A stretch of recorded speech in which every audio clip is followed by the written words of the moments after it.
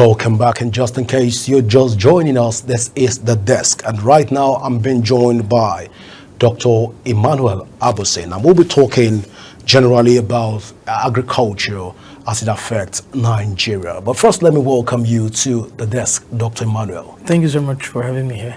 All right, so let's put this issue in perspective. The Minister of State for Agriculture and Food Security, Aliyu Abdullahi, has said the state meeting specific criteria will receive a $30 million allocation as part of the Rural Access and Agricultural Marketing Project Scale Up initiative. The Minister of State for Agriculture and Food Security, Aliyu Abdullahi, said that the state meeting specific criteria will receive $30 million. The funding aims to enhance Nigerian agricultural sector and ensure national food security. The states that established the Rural Access Road Authority and the State Road Fund by law, as well as meet additional requirements, will be eligible for the funding. Now, let's bring this conversation to Dr. Emmanuel, who is an agricultural expert, and of course, he'll be able to give us some answers and help us make sense with this conversation this evening. First, Doctor, yes, what do you make of the minister's position on this in terms of its impact on the Nigerian agricultural sector? Yeah, all right. So I think this is progress for me. It's a right direction. It's a progressive direction, because looking at the whole project, the RAMP project, Rural Access and Agricultural Marketing Project, it's one of the things that we have not really dealt with. When you go to many states, especially states that are involved in agriculture, Kogi State, Benue State, Taraba, these are some of the states that have been marked out for this funding. You know that yes, they really need access to road. Farmers there need access to good roads. There was a time I went to Naka to get rice at Adoka in Benue State. Bicycles were literally overtaking us because the road was so bad for vehicles to plow on those roads. So, and this is to address post-harvest loss. You know, in Nigeria, we are losing over 1 billion naira to post-harvest loss. I think like 1 billion to 1 trillion naira to post-harvest loss. Meaning, these are what we should have in the market that got lost because of access to market, bad road, and other factors. Then again, we also look at storage facilities that we don't really have. So this is progress.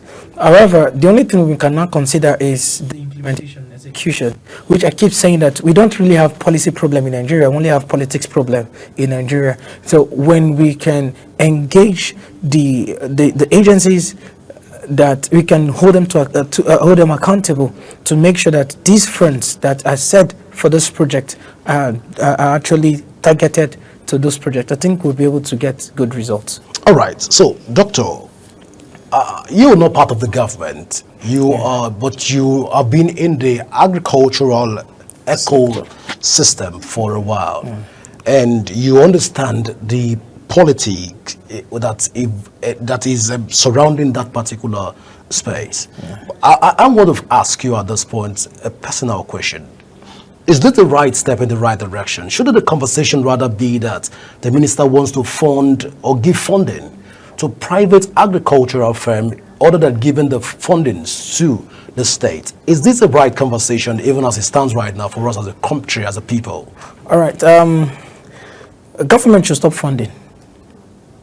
In terms of giving private sector funds, they should rather do subsidy. I would say it's a right direction. It's a step in the right direction, in the sense that if you take a very good look at the work frame, the policy work frame of this particular project, what we don't have in Nigeria is good road. When you compare Nigerian roads to some other countries, especially countries that are doing agriculture currently that we are praising, like Rwanda, you can see that all of their provinces have good road networks. So it's easier for you as a farmer to be able to have access to the market one thing we don't have access to in Nigeria currently is access to market, especially for smallholder farmers. So the off-takers, who are the middlemen, are the ones that benefit more from agricultural processes compared to the farmers. So this particular funding goes down to the farmer. The farmer benefits because in the same policy work frame, there is agro-logistic hubs. Now, so if we're going to promote exportation, that is a right step, because what we have before now, during the granite pyramid down the north and all of that we had before the oil boom, was logistics hub, that these products are being aggregated from different parts of that region and brought to a particular hub center, and then it has access to the market. So if we can address that access to market, if every smallholder farmers in Nigeria, one of their big challenge is access to funding and access to market. Then access to market is a very critical factor here, and we have seen issues where government funds, both private bodies and other sectors, something like the Anchor Brass program, over 1 trillion naira was injected into that particular project. What was the outcome of it?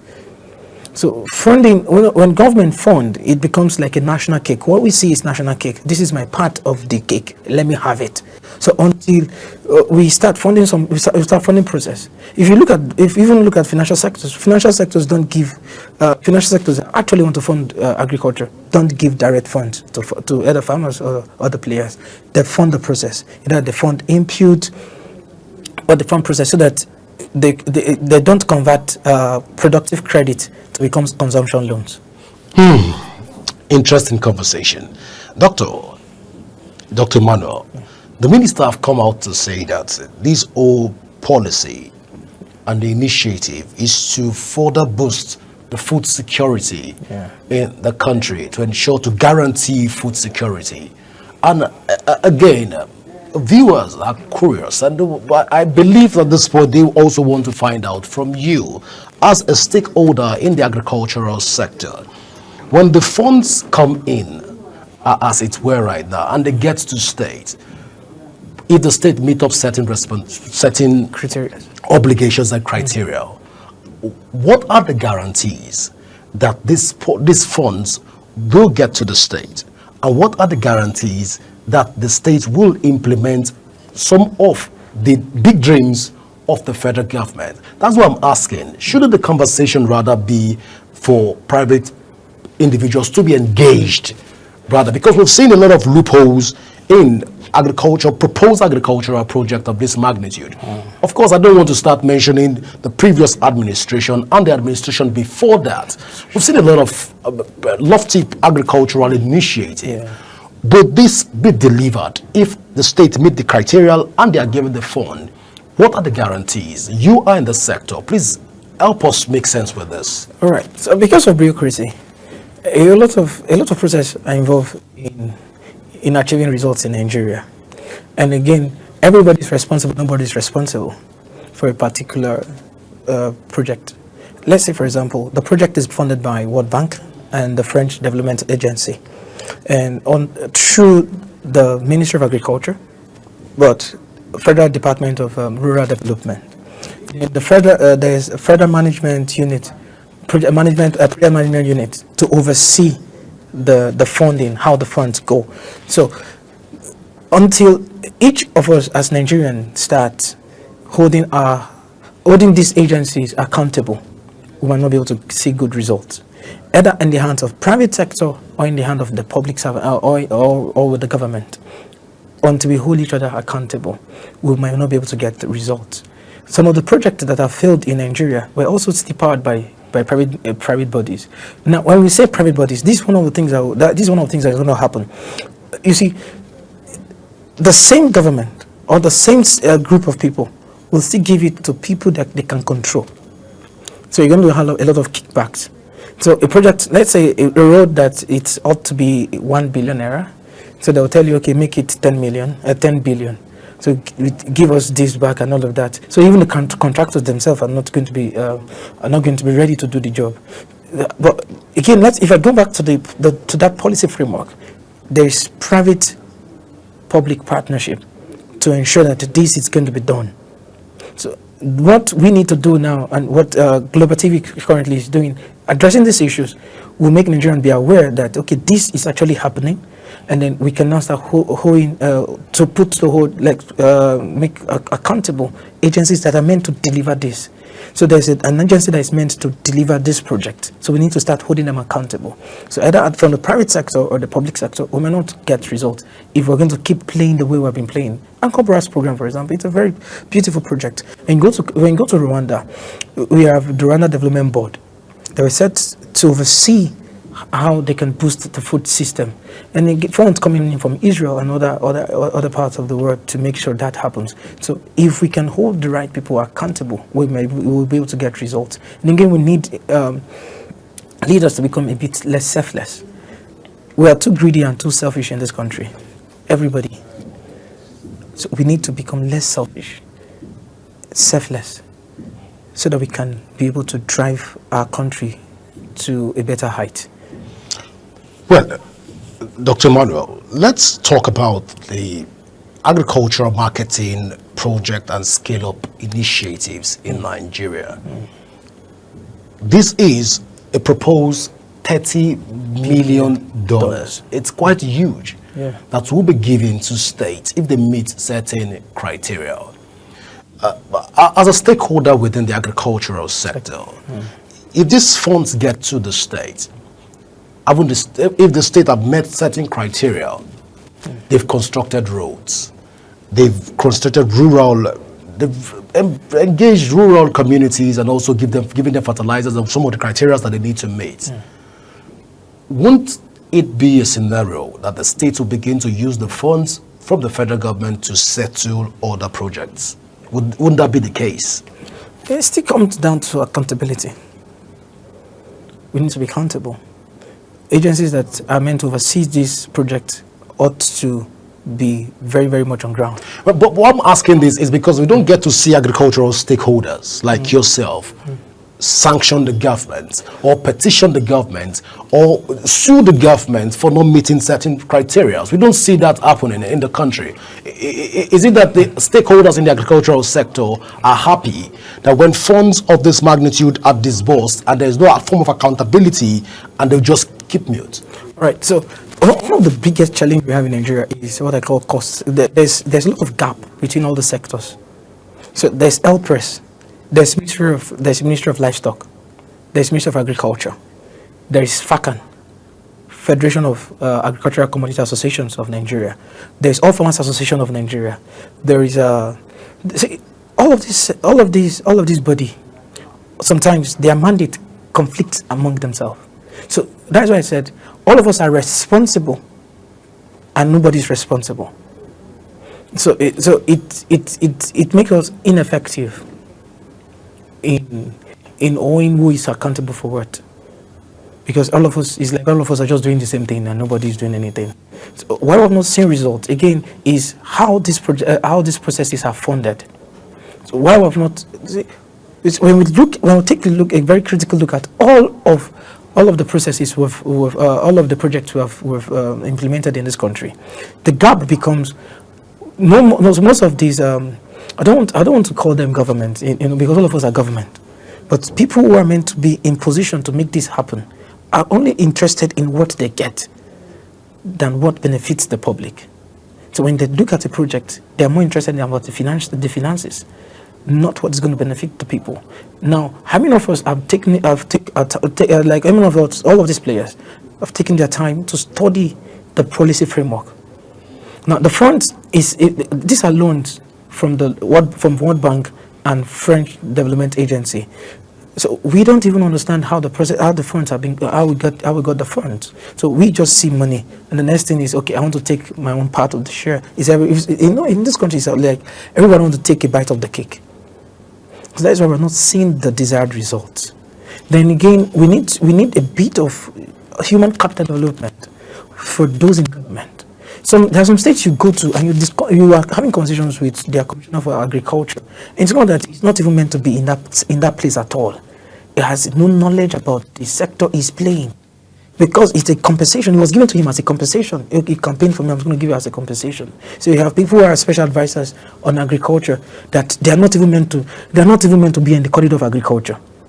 But these are the people giving advice. So when your advisor is bad, your commissioner of agriculture is bad, how do you want to get good advice to implement? So aside the state governors, we need to also look at their cabinets, the processes that also bring the cabinet, that they form the cabinet, so that they can start delivering results. So we need to become more result oriented in this country. Dr. Bano, just before I let you go, in this scenario,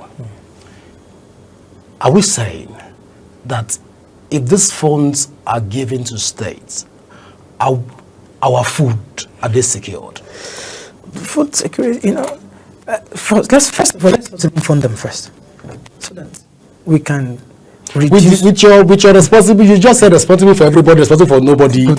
You are all together, you're not together. Yes. You disappointed. You mention different bodies. So, we're talking about funds, about $30 million. Yeah. So these funds are given. Yeah. Our food sick. Nigerians are curious. You see, Africans want to know. The world wants to hear from stakeholders like yourself. If these funds are given out, are we safe, food-wise? we're going to be safe. See, the project is to make us food, to ensure food security. However, before the disbursement, I think the federal government needs to sit down and look at all the sectors, all the agencies that are the stakeholders in agriculture, and bring them together so that we can become more responsible. NIAC, Nigerian Agricultural Insurance Corporation, has a role to play in all of this. NIMET, Nigerian Meteorological Agency, have a role to play. When you look at the NIMET 2025 weather prediction, it said that there's probability for flood for this year. How many of our smallholder farmers understand that? And most of the states that are going to be affected, states like Benue State, Kogi State, those states that are prone to the flood, right? And these are some of the states that are still going to benefit from these particular funds, the $30 million fund. Yeah. So we need to educate every player on this table, so that we can be able to ensure that these funds will not be stories as usual. So it's going to be a collaborative effort. All the stakeholders must be pulled together to collaborate to deliver results, not individuals playing and nobody's playing. Well, Dr. Emmanuel, I want to say at this point in time, thank you so much for being a part of the show today. Thank you so much. And hope when next we need you, you'll be available for us. Definitely. Because we still need to talk about a lot of agricultural policies by the government, even here on this table, to be able to dissect them and help our viewers make informed decision, even watched us for over an hour. But this is how far we can run today, even on the show. Do remember that you can join the conversation on our various social media handle. Should you want to do that, of course, the social media handle are displayed on the screen right now. You can join us on Global TV NG, at Global TV NG, to join in the conversation. Of course, don't forget that we broadcast on DSTV and also on Star Times. You can join the conversation, of course, on free online concert to get involved in the conversation. Let us know what you think about some of the opinions that we've been able to dish out even from this table today, and let us know how best we can help to effect some of the changes that the government need, and by extension, the world needs to be a better place. Always remember that peace and unity are the pathways to progress. Till I come your way again, I am Godwin Sunday, and do stay with us for a Prime News at 6. Bye for now.